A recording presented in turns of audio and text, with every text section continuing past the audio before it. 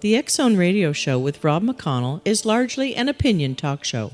All opinions, comments, or statements of fact expressed by Rob McConnell's guests are strictly their own and are not to be construed as those of the X Zone Radio Show or endorsed in any manner by Rob McConnell, Relmar McConnell Media Company, the X Zone Broadcast Network, its affiliated networks, stations, employees, or advertisers.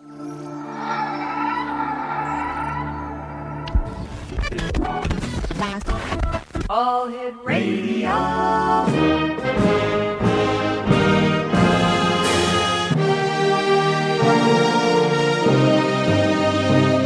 Welcome to the X Zone, a place where fact is fiction and fiction is reality.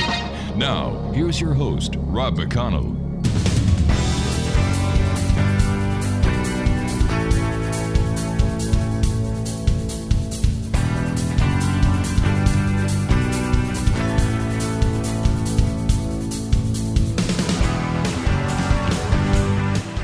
And welcome back to the X Zone, everyone. I am Rob McConnell, and for the next 4 hours, I'm your host and your guide as together we cross the time-space continuum to this place that I call the X Zone. It's a place where people dare to believe and dare to be heard. It's a place where fact is fiction and fiction is reality. And the X Zone comes to you Monday through Friday from 10 p.m. Eastern until 2 a.m. Eastern, right here on the X Zone Broadcast Network, Talkstar Radio Network, Mutual Broadcast Network, iHeartRadio, and around the world on Simul TV. If you would like to send me an email, it's very simple. Same email address for over 20 some odd years, xzone@xzoneradiotv.com. On all social media sites, X Zone Radio TV. And to find out the programming we have available for one and all on the X Zone Broadcast Network, www.xzbn.net, and also check out our broadcast schedule on Simul TV, www.simultv.com. My guest for this hour, X Zone Nation, is Larry Hancock, and he brings his formal training in history and cultural anthropology to his research and writing on Cold War history and national security subjects. A graduate of the University of New Mexico, he earned his BA with honors, majoring in history, cultural anthropology, and education. Following service in the United States Air Force, his career in computer communications and technologies marketing allowed him the opportunity to become involved in and consult on strategic analysis and planning studies. Now, following retirement, Larry returned to his long-term interest in historical research. Known as a document geek, he scheduled and researched and published several collections of CIA, FBI, and military documents prior to beginning his writing efforts. His document work led to becoming a member of the board of Mary Ferrell Foundation, a major online interactive history archive. With 7 books in print, his most recent works includes Killing King, an exploration of the 4-year conspiracy which led to the death of Martin Luther King Jr., a study of long-term patterns in covert actions and deniable warfare, the effectiveness of national command authority and the command and control of practices, surprise attack, and the national intelligence problem of UFOs, unidentified. Joining me now is Larry Hancock. And Larry, welcome to the X Zone. Thank you, sir. Good to be here. First of all, Larry, I'd like to thank you for your service. Oh, I appreciate that. And how did you become involved in an investigation of the Martin Luther King Jr. assassination? That's really a bit strange. My partner and I, research partner Stuart Wexler, and I we've worked on all the political assassinations of the 60s, and we were looking at the assassination of Robert Kennedy, and we picked up some suspects that could have been involved in that some people thought had been, which led us back to the White Knights of Mississippi. Mm-hmm. And after we got to learn more about the White Knights of Mississippi and these individuals, we got quite interested in their apparent involvement in the King assassination. And that led us to a multi-year investigation of that in regards to Martin Luther King and the conspiracy there. Now, immediately after the death of Martin Luther King, both the FBI director and attorney general stated that only a single assassin was involved. Yet you say in your book that the FBI initially thought there were multiple suspects. Was there a public cover-up from that very day? In a way, there were certainly two levels of cover-up. The Attorney General in the United States later admitted that he had issued a statement and directed J. Edgar Hoover, the FBI director, to issue his own statement that only a single individual had been involved. And they issued those statements within hours of the shooting, when that couldn't possibly have been known. If you think about it a bit, there was no one in custody. That's right. It was just impossible for them to make that statement. And later he admitted that they had done that strictly to try to calm panic, because riots were already breaking out across the nation, and they didn't want people going after groups. They didn't want conflict between groups. So from that respect, admittedly, there was a cover-up from the very beginning, trying to tie it to a lone individual. Mind you, the action of the FBI in that circumstance made a lot of sense because of the amount of rioting that would have happened if the appropriate action had not been taken. Did the FBI suppress any aspects of the crime or identifications of conspiracy? By the end of our research, we concluded the FBI might well have suppressed the fact that they had informants within the White Knights, that they had worked trying to control racial terrorism in Mississippi for a number of years. And we know that they had informants in various crimes, that when those crimes, by exposing their participation, they would have essentially shut down those informants. And we suspect that they avoided certain areas of investigation simply because they didn't want to pursue the fact that those people themselves might have been involved. Interesting. Now, why didn't evidence of a conspiracy emerge at James Earl Ray's trial? The sad point about that from our perspective is that his lawyer, and he had many lawyers over a period of time, but even immediately after his capture, which took some weeks, he consulted a number of lawyers, one of the first of which had been a virtually unknown lawyer who worked with the White Knights. But at the time of the assassination, his lawyers were advising them that unless he entered a guilty plea, he was almost certain to be convicted and receive the death penalty. So he followed their advice, pled guilty. The trial itself, there was no defense because there was a guilty plea and all the evidence was accepted and it was done. So why was the case reopened for an inquiry by the House Select Committee on the assassinations?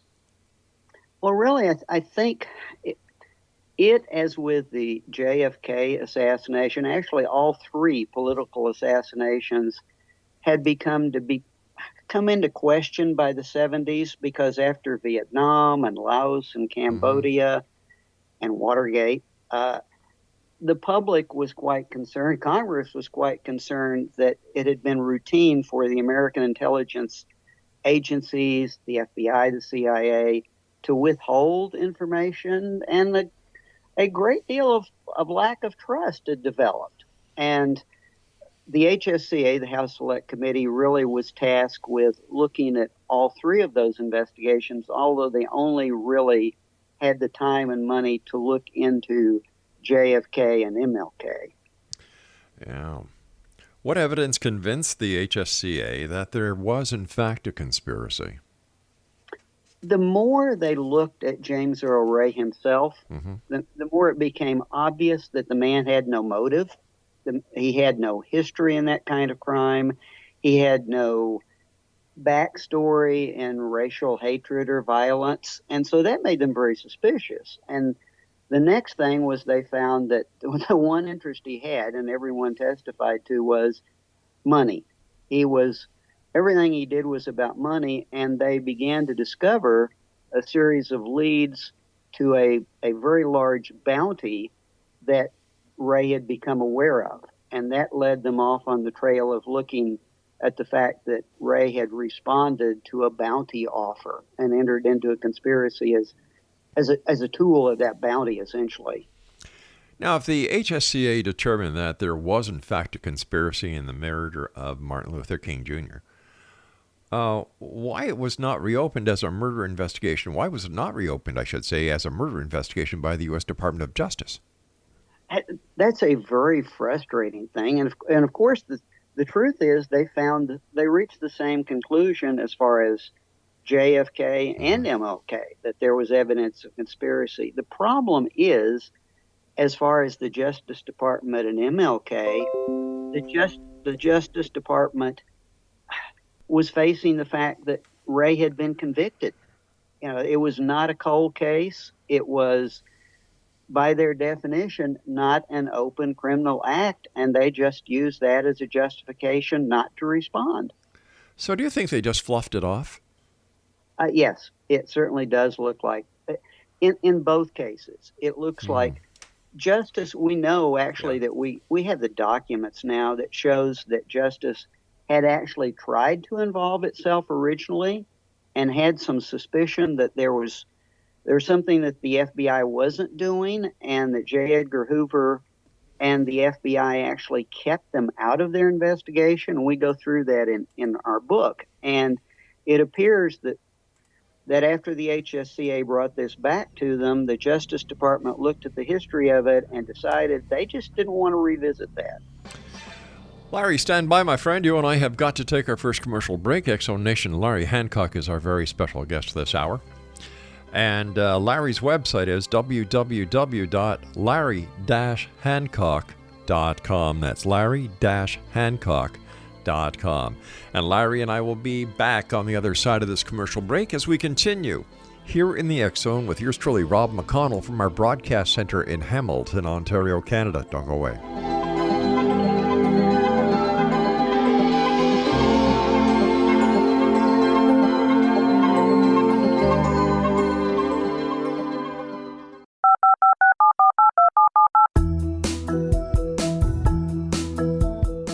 Did you know that when you're on the road with limited data or Wi-Fi, you can still listen to the X-Zone radio show with Rob McConnell, The Science of Magic with Gwilda Wiyaka, X-1, Dimension X, Space Patrol, and every minute of the X-Zone broadcast network by calling 213-401-0080, courtesy of Audio Now. No smartphone, app, or internet needed. It saves your data plan, and it's free if you have unlimited minutes. Call 213-401-0080 to listen on any phone, anytime, anywhere. Remember, 213-401-0080 for the best of the paranormal, parapsychology, and sci-fi radio programming anywhere, 24/7, 365.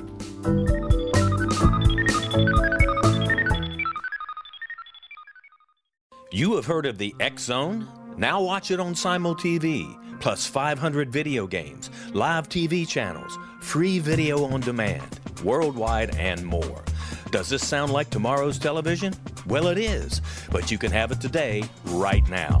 It is Simul TV. Simul TV offers what the others only wish they could provide.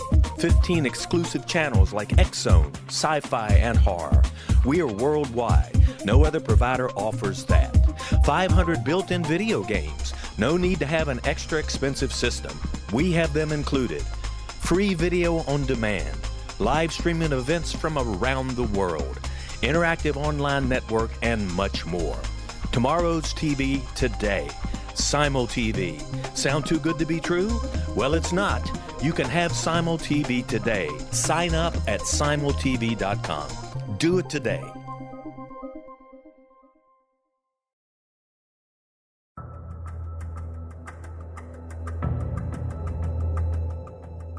Modern Esoteric, Beyond Our Senses by Brad Olson, consummates the lifeology story about where humanity originates.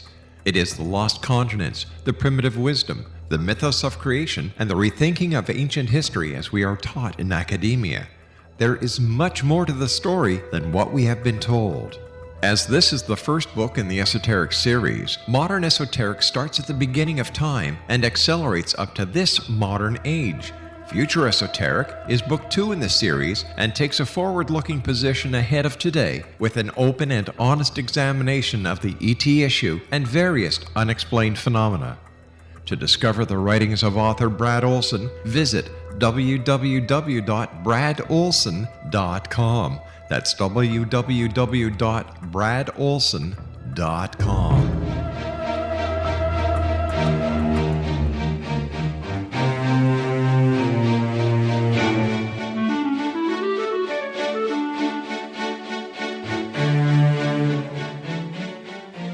Larry Hancock is our special guest this hour, Exonation, www.larry-hancock.com. Larry, how are you and your co-researcher able to uncover the details of a conspiracy that both the FBI and the House Select Committee on Assassinations missed? Well, we were especially fortunate in a couple of ways. For one thing, the FBI initially, because James Earl Ray had used a variety of aliases, several names came up earlier in their investigation, and they really didn't focus in on James Earl Ray for several weeks, nor did they take him into custody, which the good news for us is they really investigated a lot of leads and a lot of suspects, which is something you don't find in the JFK or RFK cases. So there were a lot of leads, and they pursued a lot of people. And fortunately for us, through the Freedom of Information Act, we were able to get a lot of those and develop them further. And the other thing, quite frankly, is the FBI has always been very bad about sharing information internally. So you find things in one field office that another field office didn't know, the headquarters didn't know. And because of the data mining and databases we have now, we could look at things that none of their field offices saw in toto. And we know that because we actually interviewed some of the FBI agents that were involved, and they were sort of amazed that information we would tell them that the FBI had held that they were totally unaware of. Isn't that the same as in the case of the JFK assassination, that the FBI, had information that wasn't shared with other officers that could have prevented the assassination? It absolutely was. It's very frustrating because the FBI historically, and even up to 2001, to the attacks on America, just didn't have very good tools. They didn't have very good computer systems.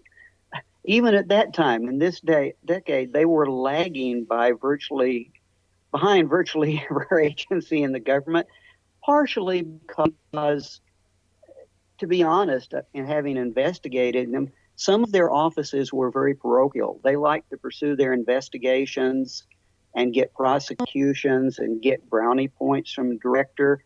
And that means that they held information they probably should have shared.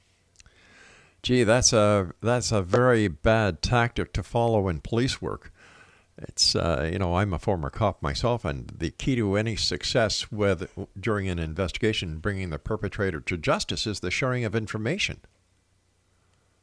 Well, it is, and we've also talked to a lot of local law enforcement people, and unfortunately, again, I'm not speaking about now, but historically, local law enforcement had a rather negative attitude towards FBI in terms that the FBI always wanted information, they virtually never shared it. And to some extent, that didn't make local law enforcement excited about working with them. And yes, I would say that's defeated a lot of the investigation, or at least investigations that we've looked at. You would have thought that based on the reputation of the FBI as being one of the best police agencies in the world, that they would have the very best equipment. Yeah, you would. Part of it, however, I think in the Cold War era had to do with Director Hoover's personality. Director Hoover, if you look at the memo trails and the communications trails, literally everything was sent from the field offices to quote unquote the seat of government, which is FBI headquarters. And it was all sent to Hoover. It wasn't even like a spider web, but it was in a way. Hoover wanted to see everything. He wanted to control everything. And that doesn't lead to an environment that really, in some ways, it looks like he actually suppressed technology and procedures that might have moved things forward because in an effort to maintain virtually total control. Sounds like a control freak. I think you could say that about Director Hoover. Micromanagement at its best. Were you and your fellow researchers able to identify specific names of suspects in the conspiracy, and who were they? We were. This led us back to developing these bounty offers that the HSCA had identified. And what we really determined, the bounty offer that was in play with Martin Luther King Jr. was actually some 4 years old at the time of his death. And it had first been offered by the White Knights of Mississippi, by Sam Bowers, that's the first name that comes into play, to a professional assassin named Sparks. And Sparks was part of a network of criminals called the Dixie Mafia. And Sparks and a fellow named Leroy McManaman, were involved in this bounty offer with the White Knights over this period of time. Initially, the White Knights had offered $10,000, and Sparks responded and was actually in place to shoot Martin Luther King, and the White Knights failed to come up with the cash. And the way these things work is no cash, no action. Right. But what changed over the course of the next few years is the White Knights actually came up with a way to fund this with money coming out of Atlanta, Georgia, and they raised $100,000, and it became a brand new deal. For our listeners who may not know the history of the South, could you please explain to them who the White Knights that you keep on talking about are? The White Knights were a very unique racist clan, an organization in Mississippi. They were described by the FBI as the most violent clan in the United States. They had a history of bombings. If anyone's heard of the Mississippi burning attack, where 3 young civil rights workers were killed and their bodies buried, the White Knights were behind that. And Sam Bowers, whom I just mentioned, was actually convicted and charged and went to jail in that attack. But these folks weren't like the larger Klan groups that you might be familiar with. They were much more tightly organized, more compartmentalized, and much more tactically sophisticated. Their goal was not just to intimidate blacks, but actually to bring about open racial warfare involving not only blacks but Jews. And they bombed and attacked synagogues equally as black Americans. What was the reason for the White Knights trying to have Martin Luther King Jr. killed or assassinated, murdered? Basically, this goes back to something that isn't much discussed and hasn't been much discussed, and that is the fact that this particular Klan, as controlled by Sam Bowers, was motivated by Christian identity religion, and that complicates things. Christian identity religion, which Bowers firmly believed in and several of his followers did, meant that they could only achieve what they wanted in religious terms by bringing about Armageddon. And that would only happen with a full-scale race war. And they concluded that the best way to trigger that would be to attack black leaders. And specifically, to maximize their impact, they weren't interested in attacking the more radical black leaders. They wanted as much to make as much an impression as possible, and they felt the way to do that would be to target King uniquely because he was a pacifist and he believed in nonviolence, and they felt the maximum impact could be gained by violently killing someone who believed in nonviolence. Was the FBI aware of their plans? They were aware of their plans, and this is, of course, the FBI, unfortunately, Martin Luther King had been threatened many times. He had been attacked many times. They were aware of informants, for example, that the White Knights had tried to kill him on multiple occasions. One of their informants had told them about a very sophisticated attack involving snipers and bombs placed under a bridge. And the only reason that didn't happen is that word was passed to King and he took a different route. But they were not only aware that the White Knights were a threat, they were specifically aware of this bounty offer against Dr. King. And the reason they were aware of that was because a fellow who had been in prison with McManaman informed them of that, went to the FBI and described the offer to them. That gentleman's name is Donald Nissen. He's still alive, and we found him during the course of our investigations, and were able to interview him at length to connect a lot of these dots. Did the FBI have Dr. King under protective surveillance? They did not. And one of the reasons for that is that Director Hoover, because Martin Luther King had complained about the FBI's lack of protection and civil rights incidents, just simply by challenging the FBI, he had become an enemy of Director Hoover. And Director Hoover, again, we have the documents, had created a smear campaign against King, trying to discredit him. He didn't want to do anything. As a matter of fact, he issued an order that threats that were known to the FBI would not be communicated to King or his aides. All right, stand by, Larry. You and I have to take our news break at the bottom of the hour. Exonation. Larry Hancock is our special guest. And his website is www.larry-hancock.com. And we'll continue here in the X Zone from our broadcast studios and offices in Hamilton, Ontario, Canada, on the other side of this break. Don't go away.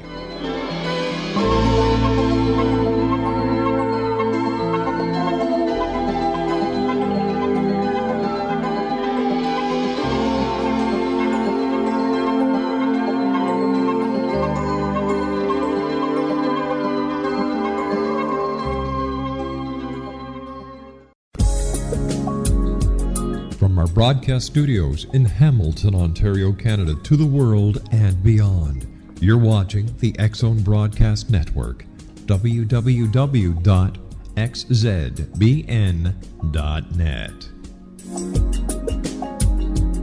AVS Media Den.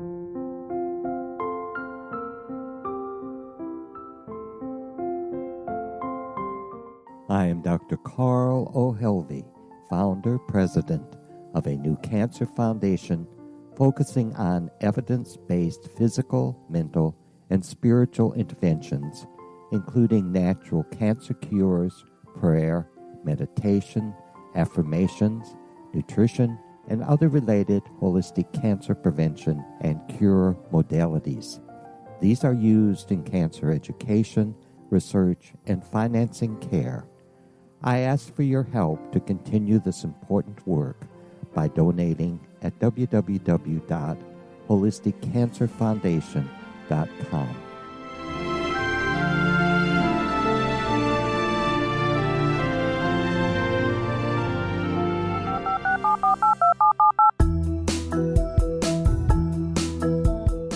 Did you know that when you're on the road with limited data or Wi-Fi, you can still listen to the X Zone Radio Show with Rob McConnell, The Science of Magic with Gwilda Wiyaka, X-1, Dimension X, Space Patrol, and every minute of the X Zone Broadcast Network by calling 213-401-0080, courtesy of Audio Now. No smartphone, app, or internet needed. It saves your data plan and it's free if you have unlimited minutes.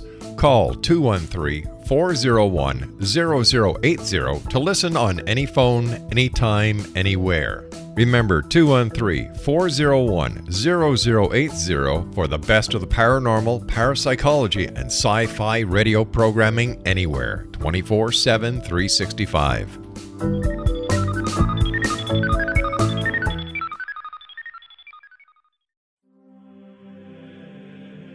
Rob McConnell here, presenting an overview for Nicholas Paul Jennings, author of a fascinating book, Amen. It presents facts revealed by Egyptologists, facts that enable us to understand why Amen is the beginning of creation of God. It provides recommendations for religious leaders of the major religions to unify their beliefs and teach the Word of God. love one another. Amen informs people how mankind conceived God. It was the Egyptians that developed the concepts of a soul, a hereafter, and Son of God. And finally, after the worship of many gods, they conceived the belief in one universal God, the maker of all there is. For more information, visit www.futureofgodamen.com. That's www.futureofgodamen.com.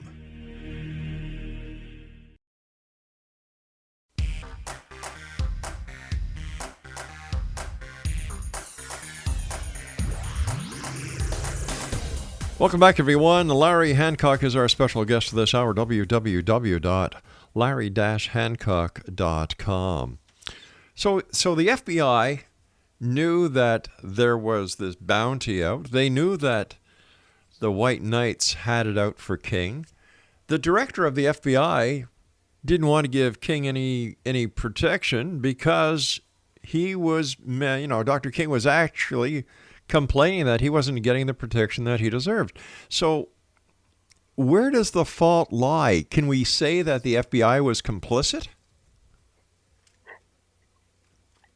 What we can absolutely say is that the FBI did not pay any particular attention to this threat and did a bad. I hesitate to use the word complicit. I would characterize them as not very capable in this particular investigation. Honestly, they received so many threats against Dr. King. Mm-hmm. They investigated all of them, but they did it with the minimal energy. For example, in this case, Mr. Nissen had been given a series of cutouts, individuals that he was to contact if he was interested in taking advantage of this bounty. And the bounty was $100,000 to kill King or $20,000 simply to do surveillance of King and kind of support the effort. When the FBI got that level of detail, it was very precise. And so they went to Mississippi and they interviewed the first name that he had given them. And that happened to be a lady real estate broker. And they interviewed her. And of course, she said, "Oh, I have no idea what you're talking about." And they said, "Thank you, ma'am," and left. And unfortunately, having looked at the FBI really wasn't very good at open-ended investigations. It's almost like they had so much on their plate that they closed them down as soon as possible if there'd not been a crime. If there had already been a crime, it was a totally different story. But if there's just a threat, clearly they did kind of the minimum. They did not even ask her about Leroy McManaman, who Donald Nissen had named. They didn't go back to talk to McManaman at the time, nor did they go back to the prison where he had been, where Nissen had been, and determine that this lady had visited him multiple times in prison and was actually engaged to marry him. So, complicit, inept, perhaps, or just not that interested. If Dr. King would have been a white civic leader, would the FBI have treated the case differently? I think they would have. I think bottom line is, after studying the FBI during this period, mm-hmm. all of the field offices were very driven by Hoover's priorities. And it was very clear to the field that Hoover was not that concerned about about MLK, because MLK had said bad things about the FBI. So the field offices tend to follow that kind of direction. And I'm not even sure it was just a black-white thing. It was definitely a Martin Luther King, Director Hoover does not want to, it's not like this guy, he's insulted us. And so this isn't really a priority for us. Wow. I think that's fair to say. What was the motive for the assassination, and was it different than James Earl Ray's reason for being involved? The motive for the people that organized the conspiracy, for Sam Bowers, for the people within the White Knights, was to bring about racial conflict, racial warfare.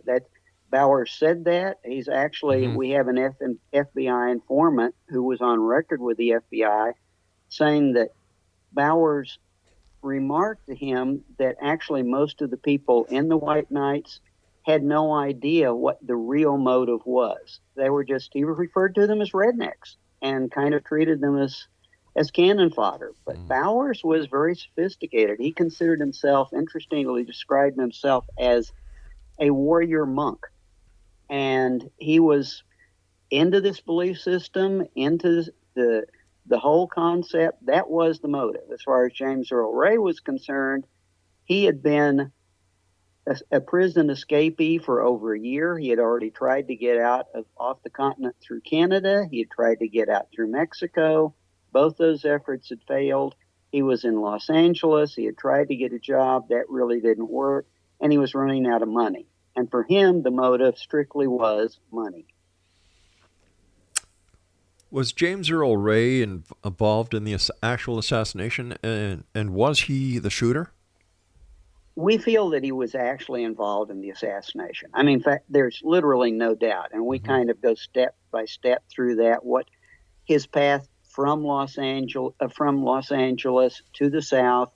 First, he did not go directly to Atlanta. His first stop on the South was to go to an out-of-the-way place where MLK was scheduled to speak.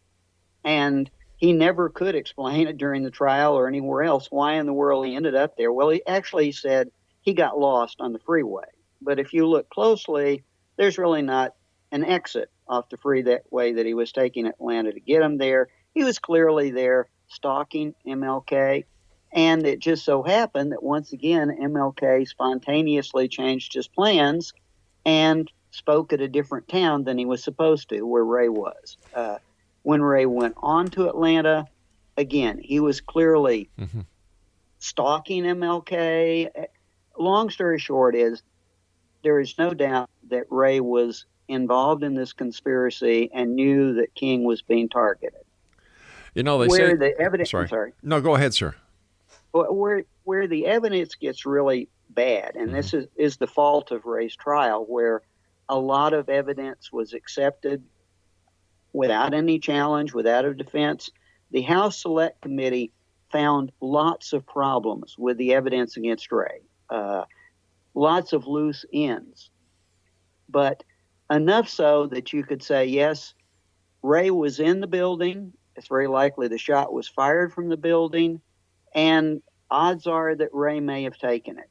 One of the reasons that suggests that is his history in crimes, Ray's history in crimes, had always been doing stupid things during a crime. He would act very spontaneously, no matter what the plan was.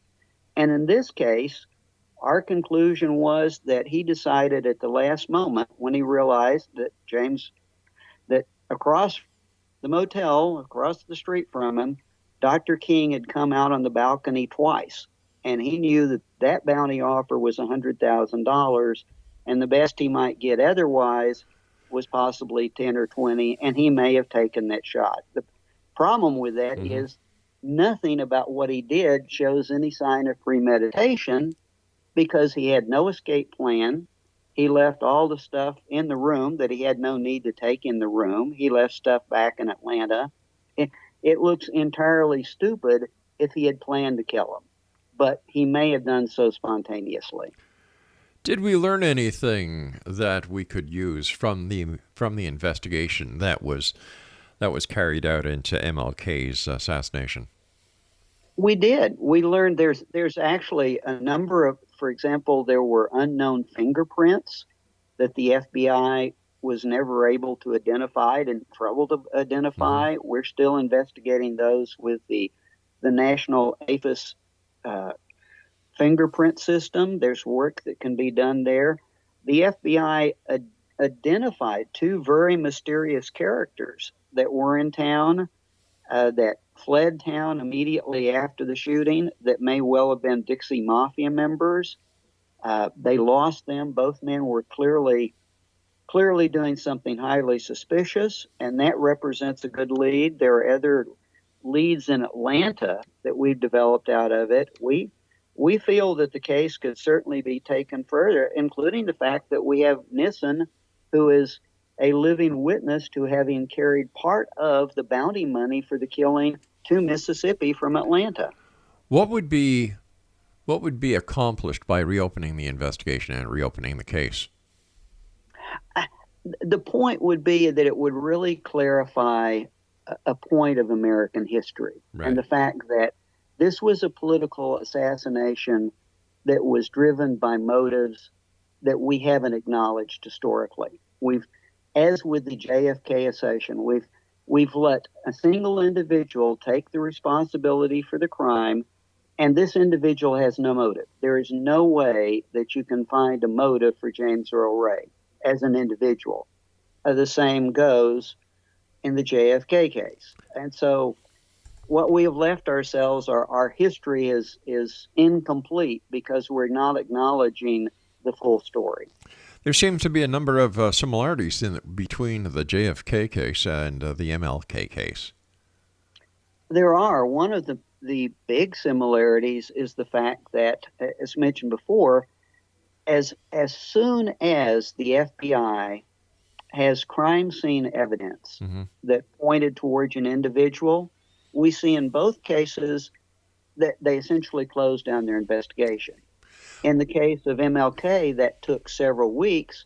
In the case of JFK, we can show by documents that Director Hoover closed that investigation down within 12 hours. You and I have to take our final break, Larry. When we come back, I'd like to talk to you about the JFK case. And thank you so much for coming on the show tonight. Very interesting topic.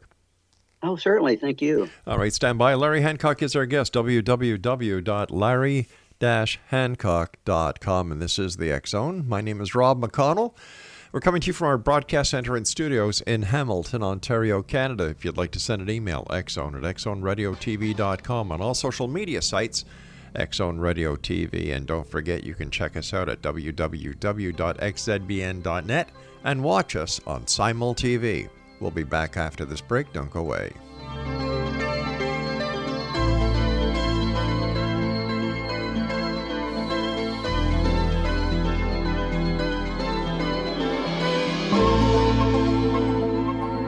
You have heard of the X Zone? Now watch it on Simul TV, plus 500 video games, live TV channels, free video on demand, worldwide, and more. Does this sound like tomorrow's television? Well, it is, but you can have it today, right now. It is Simul TV. Simul TV offers what the others only wish they could provide. 15 exclusive channels like X Zone, sci-fi, and horror. We are worldwide. No other provider offers that. 500 built-in video games. No need to have an extra expensive system. We have them included. Free video on demand. Live streaming events from around the world. Interactive online network, and much more. Tomorrow's TV today. Simul TV. Sound too good to be true? Well, it's not. You can have Simul TV today. Sign up at simultv.com. Do it today. The new nonfiction book, Razor of Madness, is similar to cult movies like Clockwork Orange, Dragon's Tattoo, or The Other Side of Hell. Wayne Morin Jr. and Thomas Lee Howe will expose widespread and systematic deficiencies in this thought-provoking tell-all novel. Mind control rages among scholars in law schools. Human rights are ignored while thought reform and mental manipulation are accepted practices used as behavior modification. Dr. Louis Jolyon West comes to mind. Media and public scrutiny shows that United States mental hospitals are in fact destructive murder industries. Razor of Madness expose novel details this epidemic through an in-depth professional and personal investigation. For decades, there has been a revolving door policy that still releases killers and pedophiles back into society. The maestro of mind control continues to haunt America to this very day. Razor of Madness is available in paperback or as a downloadable ebook at Amazon.com. I'm William S. Peckham. If you enjoy a good mystery with a touch of the paranormal, then you'll love my novel, From Out of the Woodwork. It's the story of a young Toronto contractor, Sean Kennedy, who buys derelict homes, guts them, and turns them into multifamily dwellings. Slums just waiting to happen. When Sean buys 29 Livery Lane, the house fights back. Former owners unexpectedly come out of the woodwork as he starts the destruction. The apparitions come to him when he touches old books, reads hidden letters, rummages through old boxes, finds a locket, or reads a discovered manuscript of a murder mystery. From Out of the Woodwork will take you from 1899 to the horror of the World Trade Center, September 11, 2001. Check out From Out of the Woodwork on my website, www.williamspeckham.com.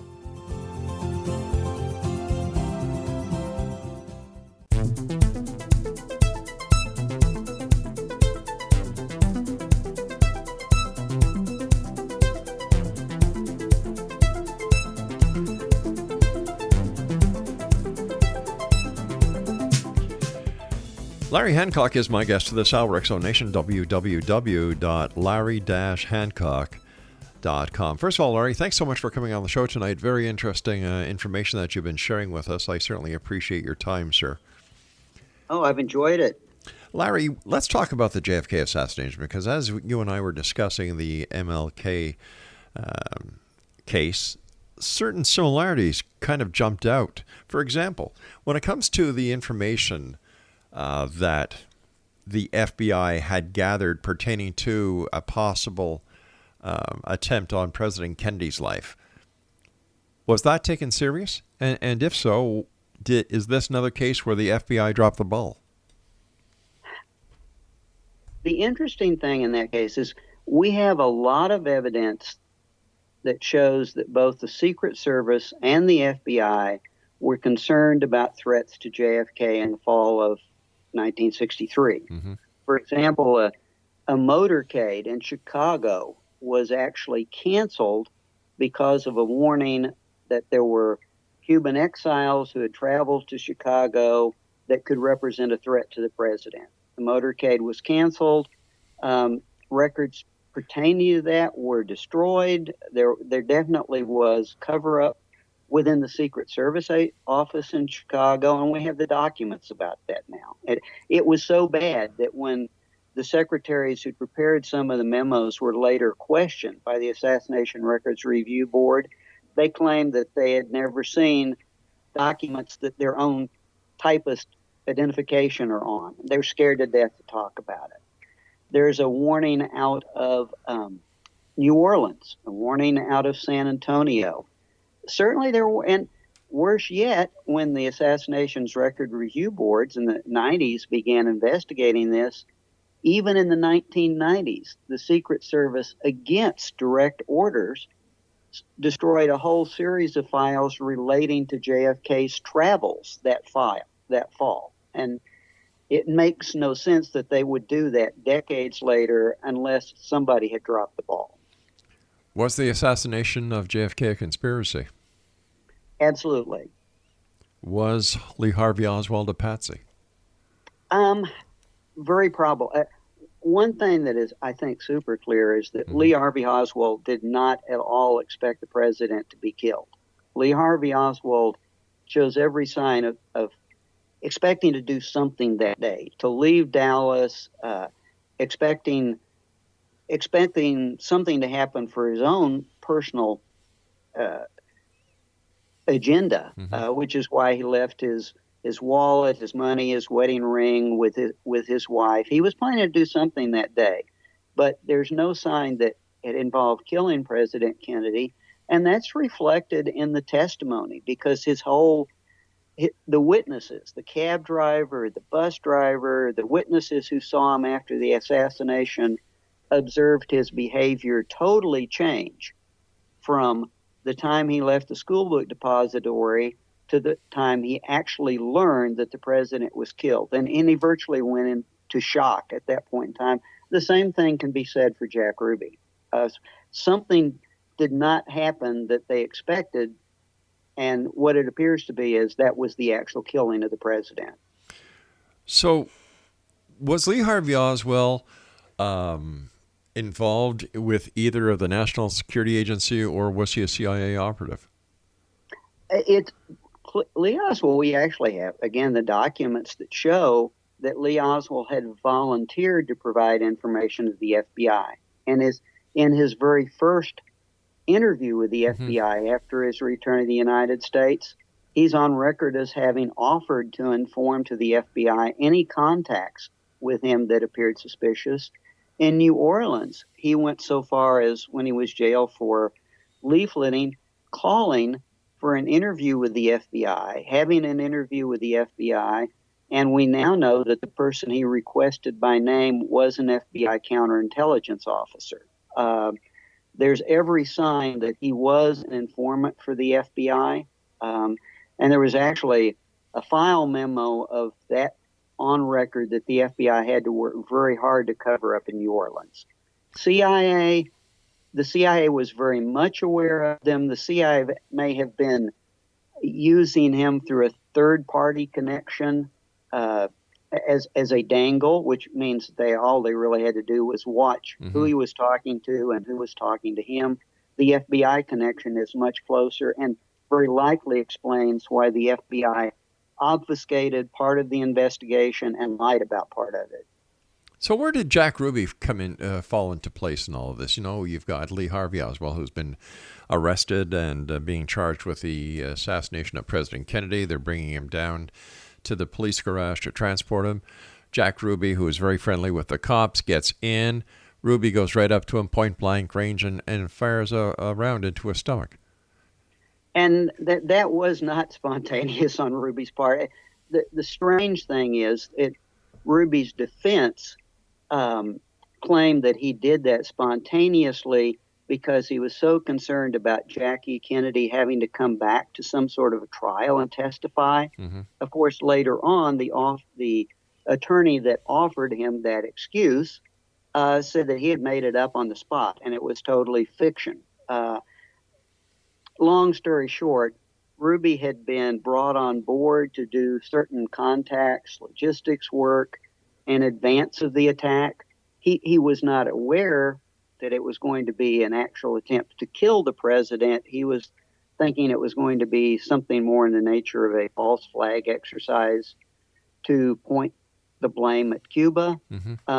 When he found out, and you can, in my book, Someone Would Have Talked, I do a kind of minute-by-minute micro-analysis of his behavior, and you can see exactly, as with Oswald, when he learns that what happened wasn't what he expected to happen, he actually becomes violently ill and becomes throwing up. But clearly something shook him to the core. Sure. And in the beginning, we have another informant who said that Jack actually said, "Hey, come down and watch the motorcade with me. We're going to watch Kennedy, and it's going to be exciting." And they did, and this is on record. And then Jack went back to the news office and to place an ad. And so he was totally off base, and it was a shock. And he received a telephone call, and we know where he got the telephone call from that afternoon from Los Angeles, changing his whole task. And his task became, Oswald was never supposed to be taken into custody, and suddenly Ruby is the only guy in place who could do something about that. Why do you think that the Warren Commission would not take Jack Ruby back to Washington, where Jack Ruby was willing to talk, give names, give information that he had? Why was he just left in jail to die? Because Earl Warren, again, we know at this point in time, Earl Warren had been given a charter from President Johnson to make Oswald the lone person, not to explore a conspiracy, and essentially to close down leads to a conspiracy. And he was given that order because of the national security implications of what was suspected. I can tell you that over the weekend after the assassination, there were meetings of national security cabinet level personnel, and it became clear. We know the meetings occurred. It became clear that this was a national security situation that was very live, and if you really went where it was pointing, the nation was in big trouble. All right, so let me ask you the $1 million question. Who assassinated President Kennedy and why? Well, since I've written this, I would have to defend it. It took me a few hundred pages to do that. He was assassinated because certain senior CIA officers became aware that Jack Kennedy was in back-channel negotiations with Fidel Castro, that Fidel Castro was willing to kick the Russians out, take Cuba neutral. The U.S. would lift the embargo. This would be a huge win for Kennedy. However, the officers involved considered it treason. They shared that information with Cuban exiles that they had been working with to kill Castro, told the Cuban exiles that unless something was done about JFK, it was done. They were never going home. And this group of individuals essentially put together the tactical team that killed JFK. So why are there still people out there today who believe the mafia had something to do with the assassination of Kennedy? Primarily because one of the individuals involved in this team that I was talking about to kill Castro, it included William Harvey, some CI officers, David Morales out of JM Wave in Miami, and John Roselli, who was he was a mob coordinator, if you will. He was a money raiser. He was a contact guy. He sold consulting services to place skim money, but he knew all the godfathers. And Roselli was brought into the plot because to assassinate Castro before the Bay of Pigs because he had contacts in Havana. He had worked there, worked in the casinos, and they were going to use his contacts to poison Castro. And he was maintained in plots to kill Castro into 1963 and was part of this cadre that was told that all their efforts were in vain. And Roselli and Harvey both considered JFK to be a traitor. And so there was a mob connection. Roselli was the conduit, for example, that brought Ruby in. Larry, I hate to do this, my friend, but you and I have run out of time. We're going to have you back on because I'd love to have the conversation about UFOs with you. So, Larry Hancock, thank you so much for joining us. We'll have you back on within the next couple of weeks talking about UFOs. And Exo Nation, if you'd like to find out more about Larry Hancock, where you can get his books, great reads, great researcher, great work, www.larry-hancock.com. We'll be back after the news. Don't go away.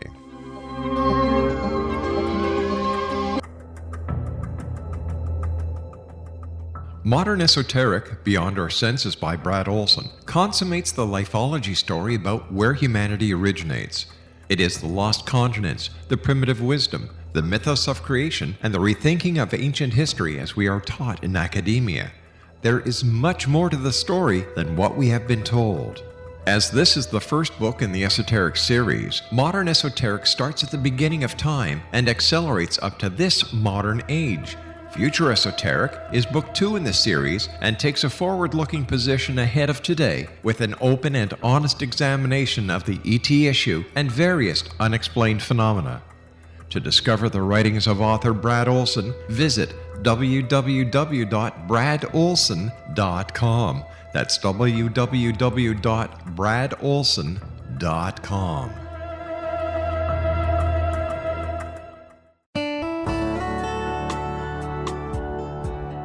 Are you or is someone you know struggling with addictions, depression, anxiety, relationships, low self-esteem, lack of confidence, grief, success, and prosperity?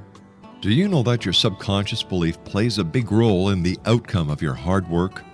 We can help you permanently change the beliefs that may be the reason for your struggles and failures.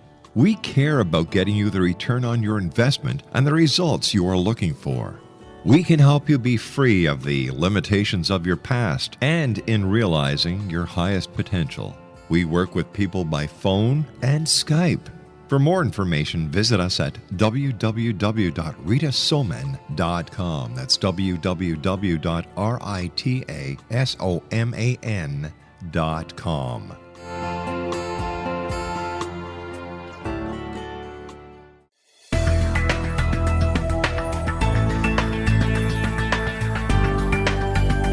Do you think you have energy problems in your home? Do you feel better when you're away than when you're home?